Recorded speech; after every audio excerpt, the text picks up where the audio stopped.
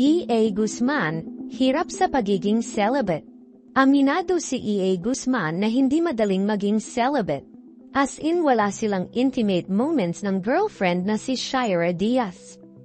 Nauna nang sinabi ng aktor na naipangako niya ito sa girlfriend at sa pamilya nito na hindi sila tutulad sa ilang showbiz couples na nagli-live-in muna bago pakasal. Kaya naman marami ang pumuri sa kanya.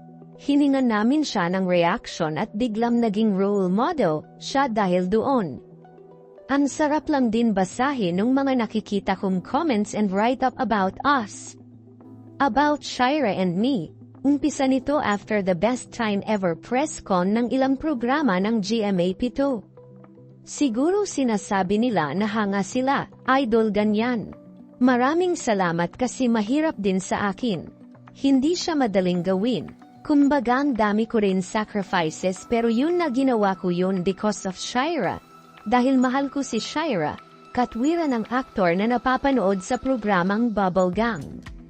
So sa lahat ng mga humahanga, maraming salamat po and kaya ninyo rin yan. Kung kaya ko, kaya ninyo rin yan.